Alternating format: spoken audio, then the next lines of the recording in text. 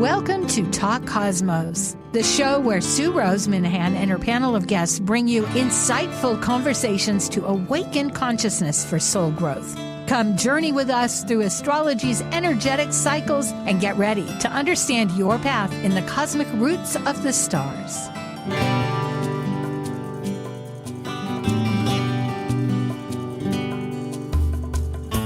Hello, everybody. I'm Sue Minahan, Talk Cosmos, and today is the last day of November as we are plowing ahead towards the end of the year. And I seem kind of fuzzy, but at any rate, we'll clear that up. I'm excited because we have, again, our mystery charts. We have a whole team of people, and we're going back to what we've done for several years, where it's discovering the cosmic consciousness inherent in every planet, in every blueprint that the sky represents, as above, so below, in our so below, as above, the whole interrelationship that we have with the cosmos that helps us understand more deeply why, what, where, when, I suppose, or just to plain enjoy.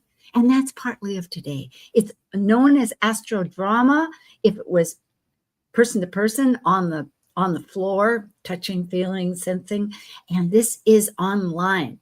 We can do it, and we are. So once again, I am, let's see, I've got slides, and I can begin to show you.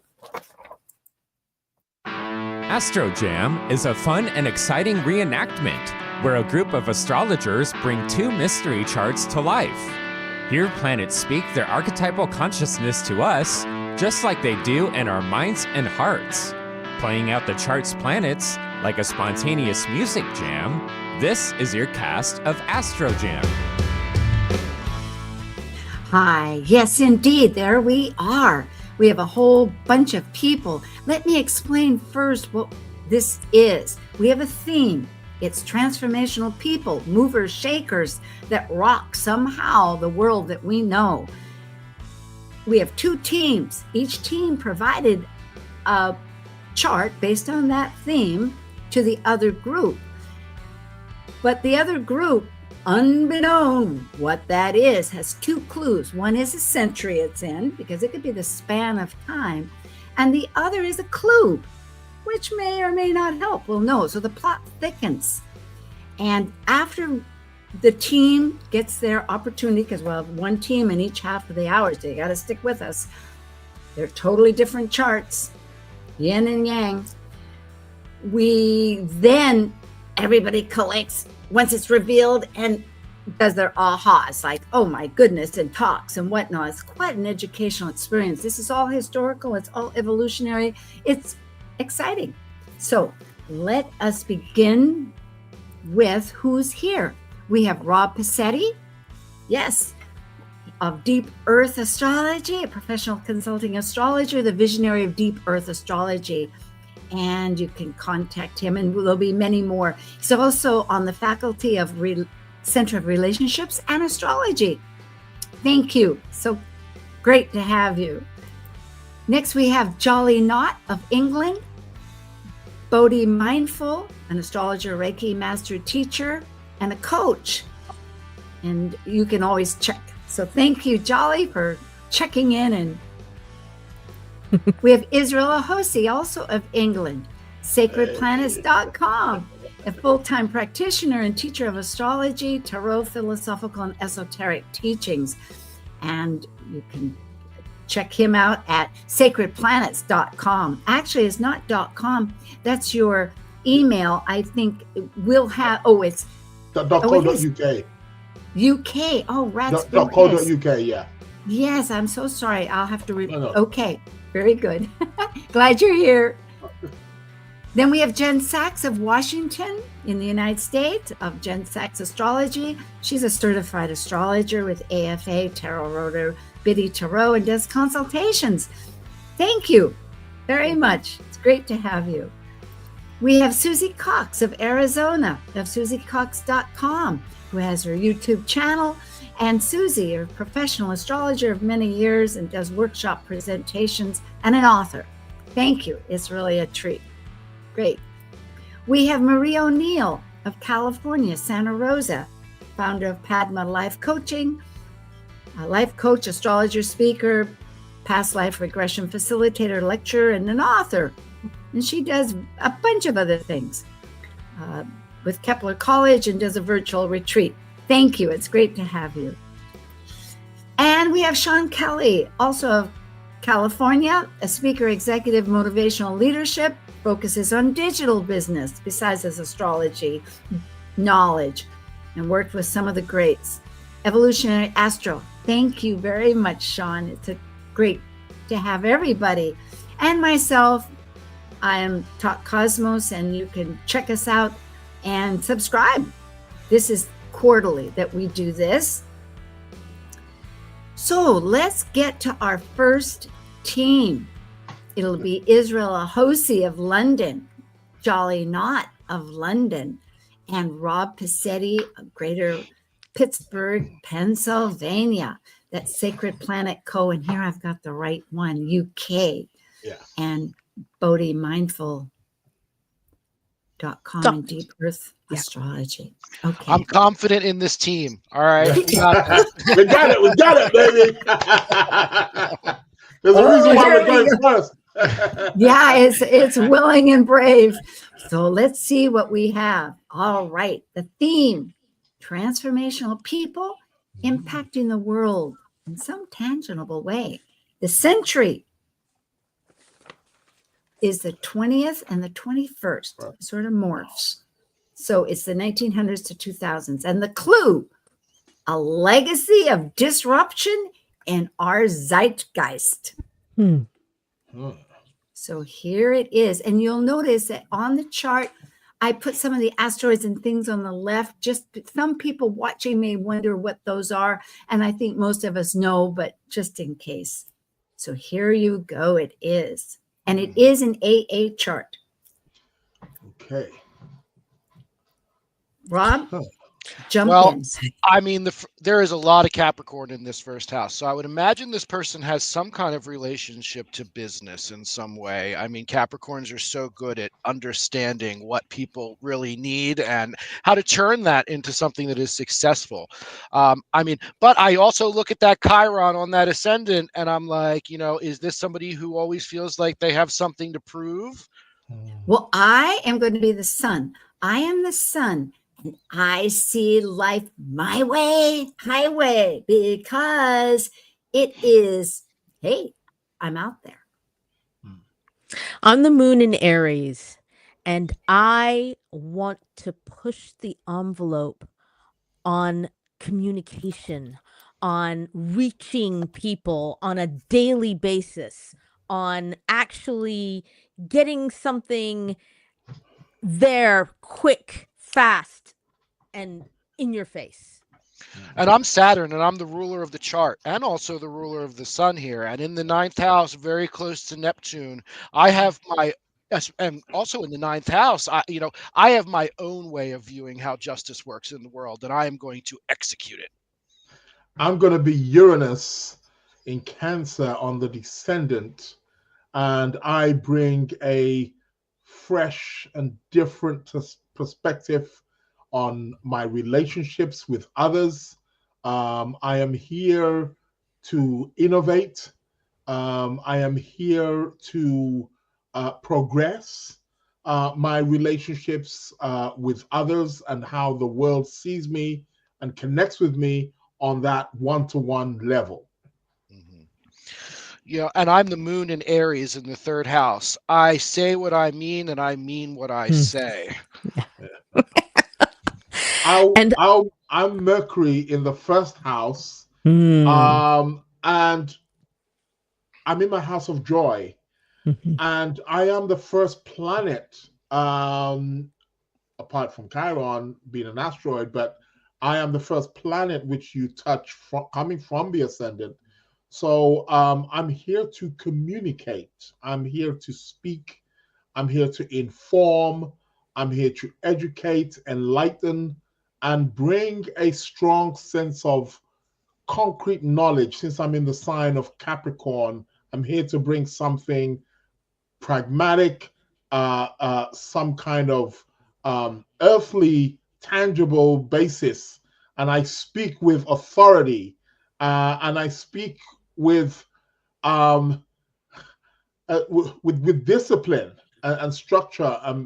You know, Mhm. I'm very methodical in the way I speak and write and teach in the world. I'm Pallas Athena. I'm on the world point, the Aries point, and I am here to really bring forth the strategy of the webs we weave.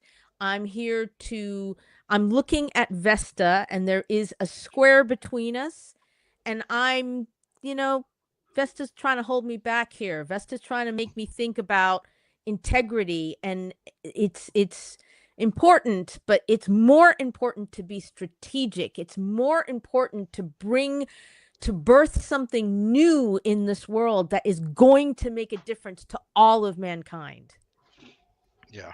I am Jupiter in Taurus in the fourth house. I want my surroundings to be bountiful. I need abundance in my life. And I am also trying my Chiron in Capricorn over in the first house. So this need may be fueled by a wound of not feeling like I have enough structure, discipline in my life.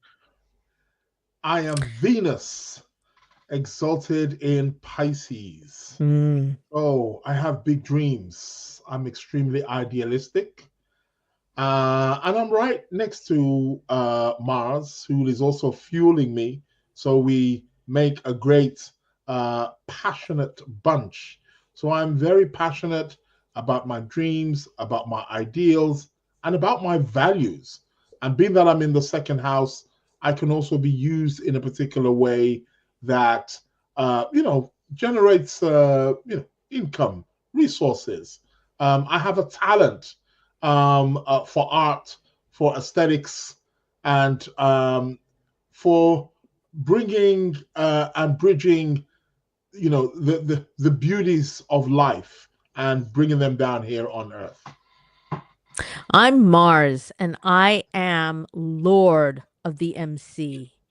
And I am here to be that spiritual warrior that is going to break through the plastic, un- unknowing kind of wall that is before us. I am here to work hand in hand with Venus, with Juno, and I am here to raise that point of visibility into the world regarding how we can be more in the flow of what humanity needs. I am the North Node in Aquarius. I am a disruptor. I am a trickster. And that's really where I want to go. But I am also bringing a lot of change into the world because the trickster doesn't just upset the zeitgeist. They also teach us lessons that we need. And this is part of my personality. This is who I am. I am Ceres in Gemini, in the fifth house. And I am the great mother. And I happen to be in a sign of Gemini, so I'm communicating some form of creativity here. Um, Being in the fifth house, also as well, I'm able to, if you want to say, being a mother or a mother archetype, I'm here. I'm making creativity fertile and allowing it to be abundant and allowing it to be accessible to people who are around me. I am the South Node in Leo, and I carry a sense of presence. I have charisma as if I were royalty in another life. But this time around, I don't want to always have to be directing people and giving orders and be in charge of everything. Why do I have to be in freaking charge of everything? Come on. Come on, people. You need to do your end of the work. Yes. And I'm vesting Capricorn in the 12th house. So I am holding space in the collective unconscious. And that is really where I feel I need to be. It might be a little bit hidden from me, but I have enough Capricorn going on in other places where I'll be able to weave my way into that collective unconscious and pull things into the zeitgeist to aid me. I'm the sun. Has anybody done sun? No one's done sun yet, right? I am the sun in Aquarius. I'm a bit of a rebel. I stand out from the crowd. I am a part of the collective, but yet different from the collective. I am in the first house, so I acknowledge my sense of individuality, my ability to be a part of the collective, but also separate from the collective. And being in the first house, I shine, I stand out, I have leadership qualities. However, I am a bit of a rebel. I do like to go against the tradition of things. But I am innovative. I am unique. I am eccentric. I shine. I am Neptune in Libra, and I dream of harmony. Oh. You have, go ahead, 30 seconds, continue. What is about that dreaming? I'm dreaming of harmony, of the music that brings us together, of understanding what is right and what is wrong, and really bringing that moral arc of the universe into view for everyone. Wow. Any more quick, fast? Nope. Okay. We are going to find out. Mystery charts now revealed. What is it? No guesses? Ooh. Is it? Yeah. Oh my God. Jeffrey Epstein. Yeah. Wow. Yeah, Holy he was moly. popular in his day and influential. And he is disruptive. Who knows what lies God. ahead? Oh yeah. That's And a disruptive one. Yeah, and they Oh did. God damn.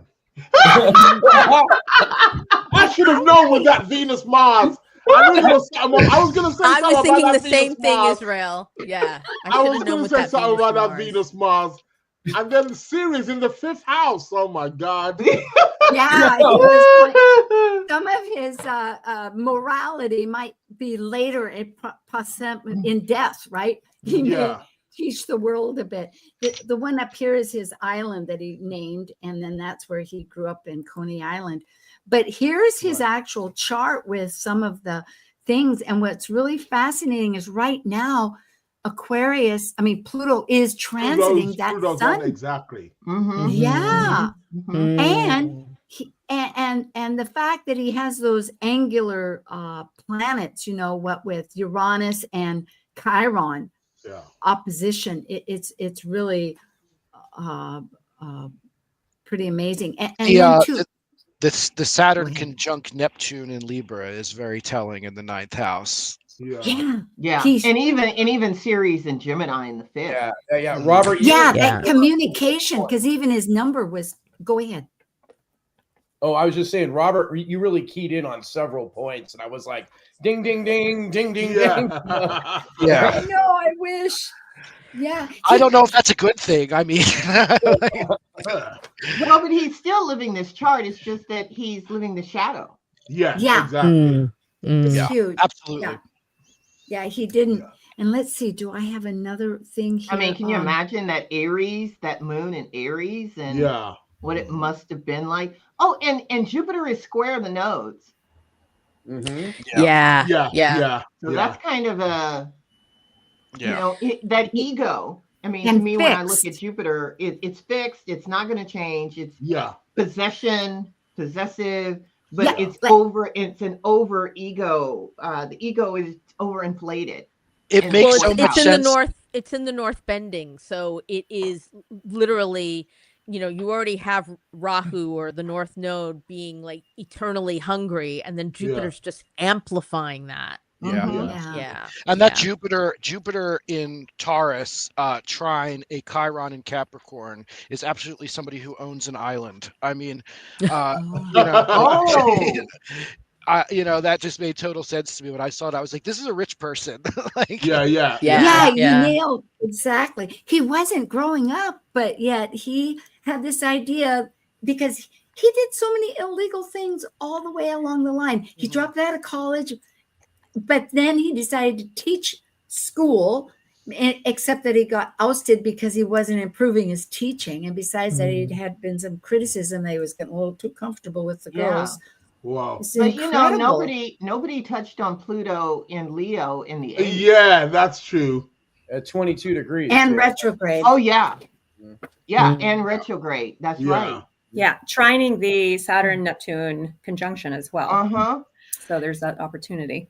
A lot of the people he's closely involved with have prominent Leo placements. Or sextile.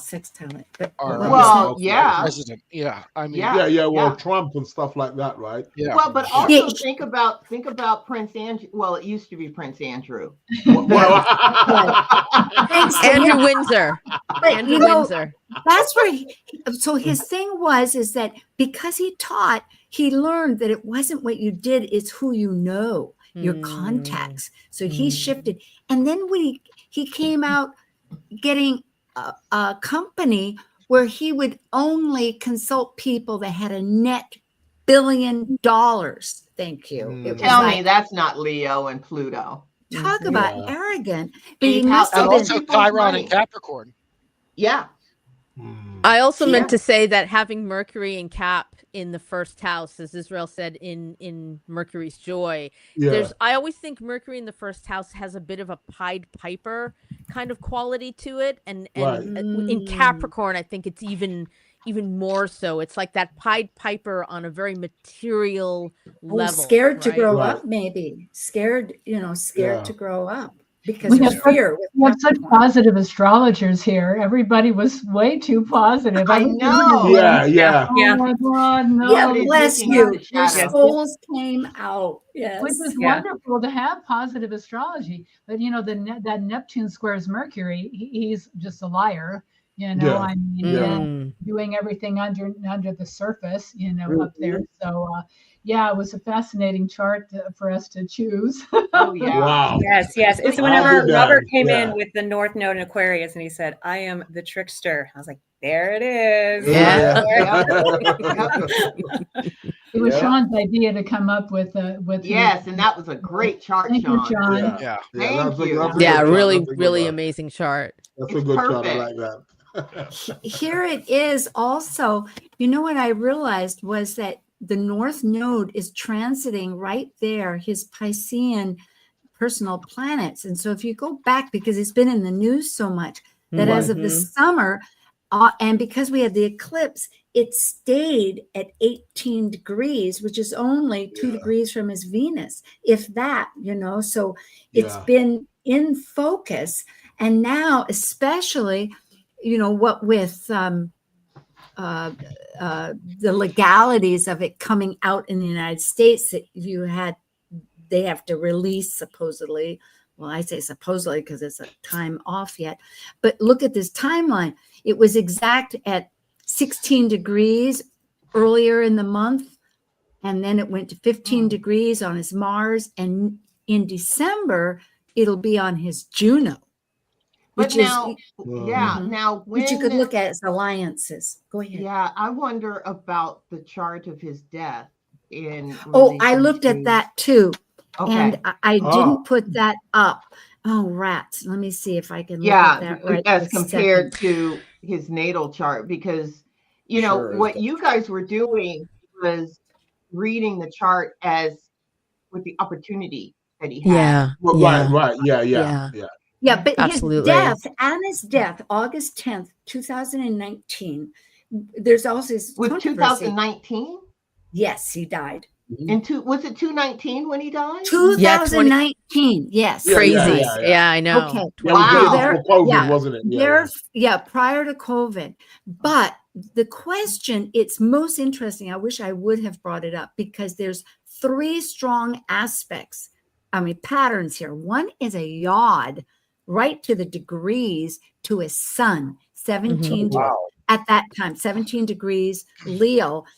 And it goes to the south node at 17 degrees Capricorn, conjunct Saturn at 15, which is retrograde, just like he was. I think. And then it's sextile Neptune. So that conjunction that he has now is sextile at 18 degrees in Pisces. So both of those planets are in their own signs. Neptune's in Pisces, the modern, and Saturn's in Capricorn. And of course, at 17 degrees with the south node, you even have Pluto at 21 degrees, kind of where it's sandwiched in between. So that's a yod, meaning his identity, that Leo, and Leo is in its own sign. So everything is quite fragmented.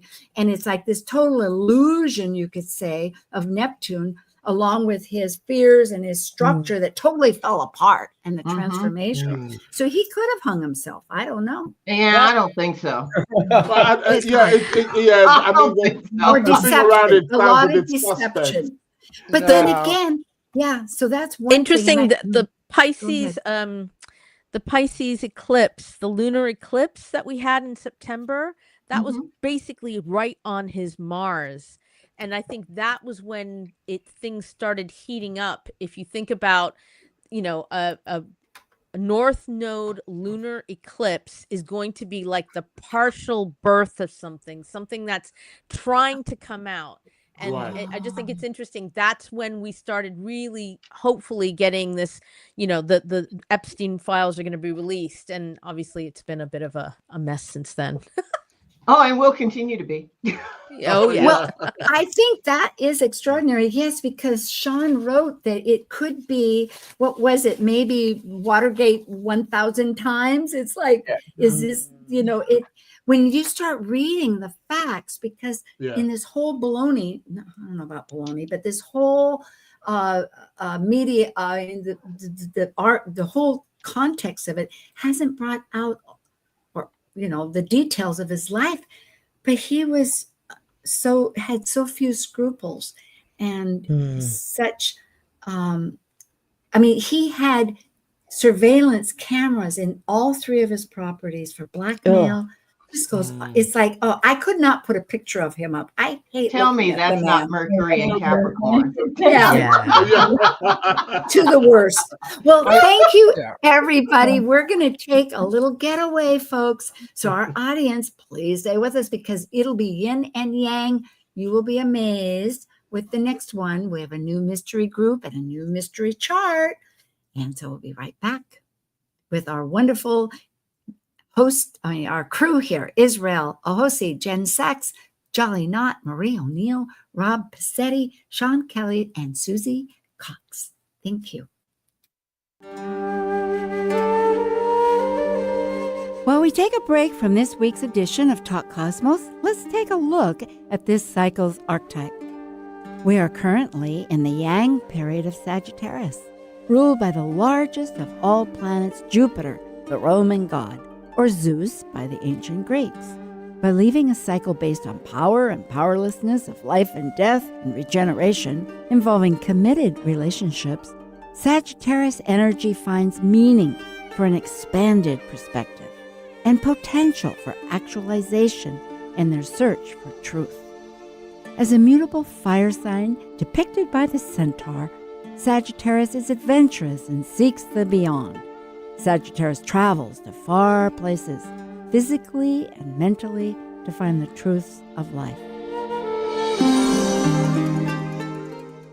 Talk Cosmos brings insightful conversations to awaken consciousness for the soul growth with hour-long programs Talk Cosmos weekly programs are also available to watch live on the Talk Cosmos YouTube channel and Facebook page. While you're there, make sure you click the like and subscribe buttons so you get the full Talk Cosmos experience. Or if you'd rather listen to the show archives with audio only, the entire podcast collection since 2018 is available on most podcast carriers. And to find out about upcoming programs, sign up for the newsletter at talkcosmos.com. So grab your coffee, tea, or kombucha and enjoy the show. This is Martha Norwalk. Every Sunday morning, beginning at 9 a.m., thanks in part to the Whispering Dragon Center in Shoreline, we cover the world of animals. This week, it's Shelter Rescue Sanctuary and anything that helps our animal friends Sunday. We'll check in with Meow Cat Rescue, Help Animals India, and Animals24-7.org. Plus, we'll find out about all the great events and classes coming up at the Ananda Institute for Living Yoga. Hope you can join us for Martha Norwalk's Animal World, Sunday morning, 9 a.m. to noon, right here on Alternative Talk, AM 1150. Get inspired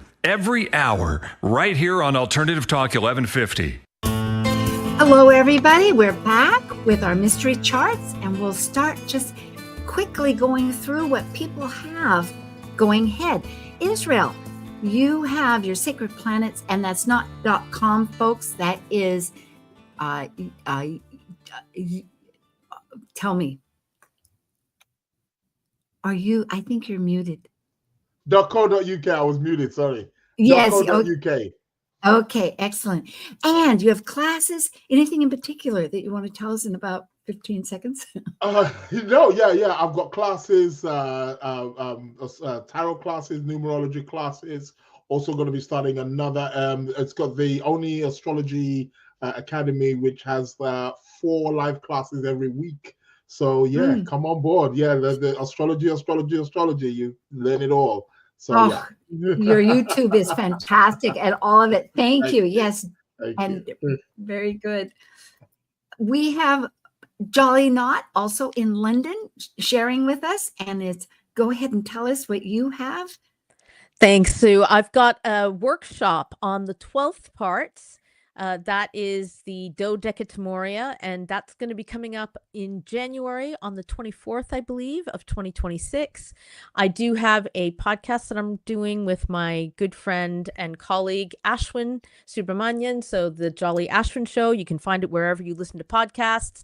And I will be speaking to Volker Schendel on his YouTube channel, and I think that episode will come out at some point in late December. Very exciting. Thank you, Jolly. And you'll be at UAC too. So thank you. Yeah. We have Rob Passetti, professional consulting astrologer. Yes, Rob. And you're now at the faculty. Go ahead and let us know what's working for you. Yeah, I mean, we're starting to really integrate astrology into a lot of the Druidry stuff that we do with the Ancient Order of Druids in America. We're now doing a weekly astrology overview. You can find that at aoga.org. Continuing my role as faculty at the Center for Relationships and Astrology, and we're looking forward starting to plan next year's vibrational astrology conference, Fractal Cosmos. You can reach me at deepearthastrology@gmail.com. Oh, good. Well, we'll have to update that about the weekly events, because always good to know. And it's super. Thank you. We have Susie Cox, who is the president of the Tucson Astrologers Guild. And yes, so anything you would like to share is wonderful. Well, we don't have really a president. I was the founder. Oh. We have a steering committee, so nobody really runs it, But yeah, so I'm going to be doing a preview of 2026 at the next, it's going to be December 13th at the Tucson Astrologers Guild. It'll be on Zoom so everybody can see it. PowerPoint. I'm way into AI. So all of my images from my PowerPoint and my newsletters are all AI generated. I got some beautiful images. It's amazing what they come up with. So yeah, and it's always nice to be here with you, Sue. Oh, thank you. And you know what? We need to add that, because all of this, in other words, if you have a mailing list, I don't know if it's this mailing list, but one particularly, people might really love to get it. They just need a link. And so we'll add that. Okay. Thanks. Good. All right. Super. And who do we have next? Marie O'Neill, Santa Paula. No, not Santa Paula. Santa Rosa. Huh? That's where I lived. Okay. No, you're up above San Francisco, not below. Definitely, definitely. And I, of course, I have my book, which is my memoir, And the Lotus Open, which can be found anywhere online bookstores are, anywhere books are sold online. I teach life coaching skills to astrologers. I teach business skills to astrologers. I work with Kepler College. I'm on their admin council and I teach over there. I see clients, astrology. I do astrology readings, and as a matter of fact, I have a talk coming up in January with the Tucson Astrological Guild. I'm going to be teaching a class at UWAC and also on a panel discussion with OPA there. I have a Substack page and also a YouTube channel, of course, Ask Coach Marie, where people write in their questions and I answer them every week on my YouTube channel. So if you want to check me out, go to my YouTube channel, of course, padmalifecoaching.com. Padma Life Coaching on YouTube, or you can check out my website, Padma Life Coaching. You can find me over on Substack. And yeah, Oh, super. Yeah. I'm realizing for 2026, I'm really going to hone down some of these graphics so that people, because the fact that you're going to be at the Tucson Astrology Guild that Susie just represented, but people can Google that easy enough, astrology down in Tucson. Okay, super. All right. Thank you. And Sean Kelly. Hello. Yes, in California. Yeah. Up near Mount Shasta. I just want to really support Susie's talk on what's happening in 2026. So I'm going to wave her banner. I'm currently focused in business in other ventures outside of astrology, although I still am doing readings. So if you want to connect with me at evolutionaryastro.com. But yeah, my magic with marketing and everything that I do from a digital standpoint is being utilized in other avenues out there. I know. Yes, so true. And well said. And last year, I know you gave a wonderful speech there at the Guild. Thank you. And I did. And it was lovely to be there. It's just a really great crew. And Susie's such a legend. So to have her do a whole thing on 2026, I'm really excited about it. So everybody check it out. Point. Check it out. Yes. Excellent. Good point. And Jen Sachs, they're in Seattle, Washington, a consultant. And you're also on Kepler Astrology Toastmaster, a member there, not just a member, but on the board. Correct. Yes. Shoot that to everybody. You might check it out. You can be guests. But anything in what would you like to share? That's it. And I'm also a mentor. So if you want me to help you with your Toastmasters journey, I'm there for that. Just next year, as of now, I will be speaking at the Tucson's Astrologers Guild on April 11th. And the title is When Relation Meets Lightning. And it is in honor of both times Uranus entering Gemini at 0 degrees Gemini. Venus is at 2 degree Gemini. So it's kind of the characters and events around this revolutionary value-based coupling. And excellent relationships on another dimension that really matters. Sounds great. And the Tucson Astrology Guild, that seems to be echoing. They say in 3 times, but here it's like 4 times or something. So it's strong. Very good. Yes. Thank you. Thank you. And myself with Talk Cosmos, there's a couple of past ones. They're always exciting, but there was one about the 29 Neptune, which is lasting, that we did. And coming up will be Jupiter. Jupiter is going to square Chiron. And then there'll be also for the solstice a vibrational astrology theme that Rob and Linda Barry and myself do. In addition, at the end of the month, I have a special. It's Be Your Best Medicine. It's like my view, our view with Melissa Billington of what 2026 involves. Okay, so with that said, let's get to why is that? Well, a blank screen. We're starting something new. Thank you, Sue. Our second team, we have Jen Sachs of Seattle, Marie O'Neill of Santa Rosa, Sean Kelly of Mount Shasta, and Susie Cox of Tucson. Okay, and let's find out what the mystery will be. Aha! The theme, transformational people impacting the world in some tangible way. Century, 18th century. 1700s. That's the 1700s, folks. And here's the clue. I had the sense to challenge societal norms, impacting how social dynamics get viewed. And Joan again, of I Arc. just reborn, yes, just a little bit later. Just a little bit later. Yeah. Neptune. I'm the sun in Sagittarius, and I like to be dynamic. I kind of have a sense of looking at the big picture, and I'm right at the base of the chart, so it's kind of a feeling of being able to do it all. I'm a grand person, and I like to bring philosophy to the world. Well, I am the moon in Libra, and I am all about relationship, all about family, all about right relationship. And this is what you see is what you get with me. I am diplomatic. I do have strong boundaries, though, and I know how to get what it is I want. I am forceful, even though I am in Libra. I am the chart ruler Mercury in the sign of Sagittarius, and I'm also opposing Uranus. And whenever I speak, I might come off as if a little bit of a scatterbrain, and I had to evolve into that, my focus as I aged. And as I focused, I was able to learn how to develop my conflict with authority and other people's individualism in this world.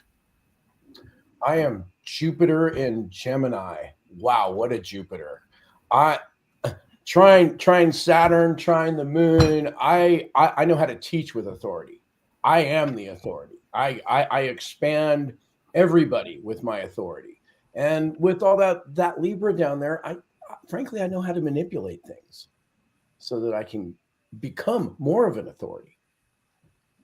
Well, I am Neptune in Virgo, and of course, I represent the goddess. I am spiritual. I am wanting to make sure that we have order, that we have structure. I am the first planet that rises above the horizon. I'm getting ready to rise above the horizon. So I'm pretty much the leader of the chart. And yes, I have to go to Mercury and to speak, but I am about higher thought there.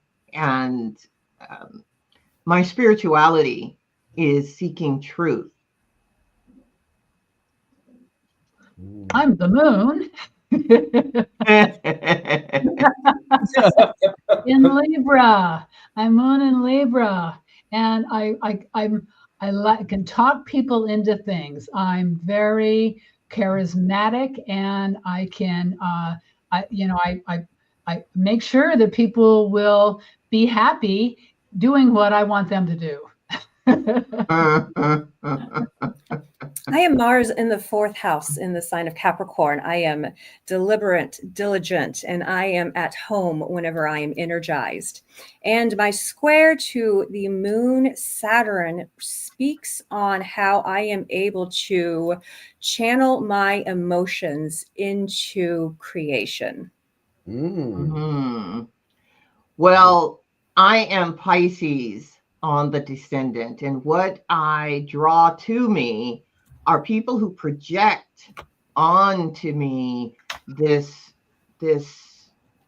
who I am not. Actually, they see me as this savior, as this person who can structure everything and resolve everything, and I get these people who in my life who are delusional, who are they can be alcoholics, or they can be artists, or they can be, but they, yeah, it's just not good. I'm Uranus. You are. I love crazy people. I love the weirdos. I feel more comfortable. It's like, what? I'm in Gemini. What? Oh, okay. I understand. Oh, I want to bring chaos to the world. And next to Jupiter, I want to bring big chaos to the world, making changes, doing things in a new way. And I don't care what people think about me. I don't care. I'm definitely on the coattails of that, Susie, although I don't have the phone and the lightning bolt, but I wish I could. I am here to disrupt with what I have to teach everybody. I am going to totally disrupt. It's almost like there's this disruption of church and state that I'm getting this vibe of out of this chart that totally kind of revolutionizes things. It's almost like a freedom of thought, that kind of breaks the bounds. That's where my head goes when I see that, especially with the opposition to Mercury in Sagittarius down. Well, I'm Pluto in the 5th. And let's talk about, and I'm in Capricorn. I'm very strong here. Let's talk about authority. Let's talk about creativity. Let's talk about being a Puritan.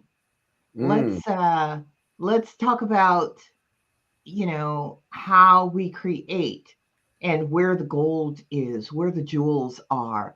And I am in very good relationship with Neptune. Neptune and I see eye to eye. Neptune comes up with the structures, and I take it to the top of the mountain in the 5th house. That's how I roll. I am Gemini, Jupiter in Gemini, and I have a mutual reception with Mercury, and we are in the axis of education, and I disrupt how things are taught. And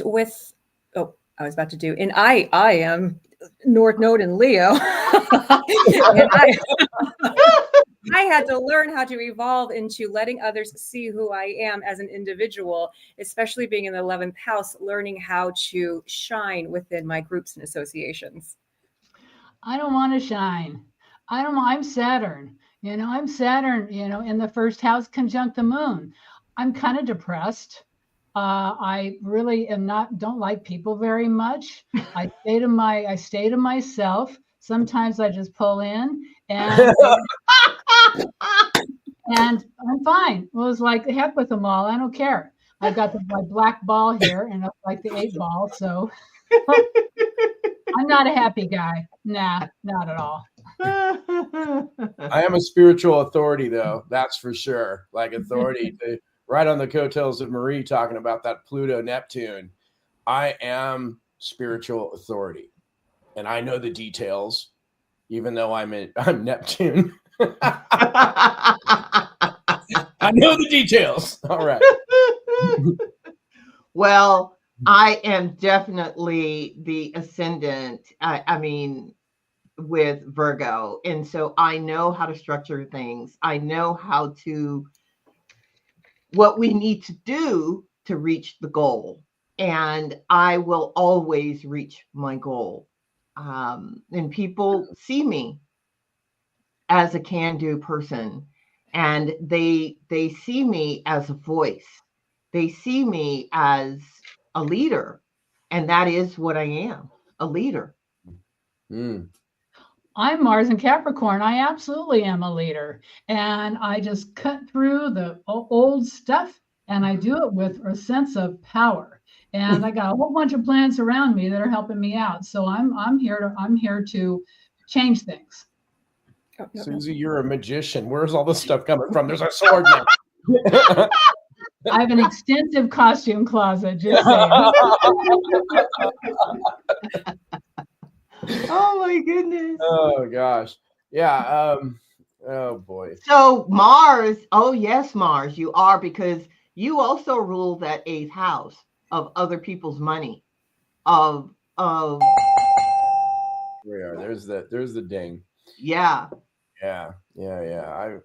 Oh, you wow.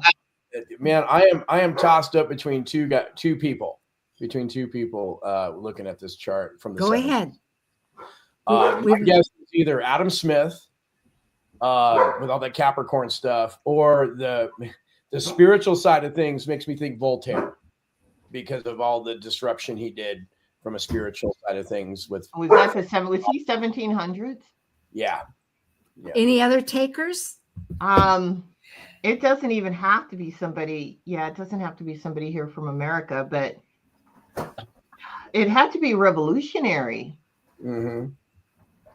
Whoever this person is, and they had to bring in something that was brand new that we hadn't even thought about. You know what? This is the first time we've actually had some kind of context of what could be. So this is very exciting in itself. Let's find out.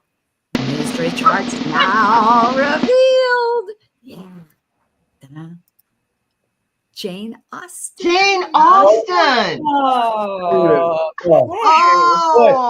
about the yin and yang of Jeffrey Epstein. Yeah, exactly. Oh my God.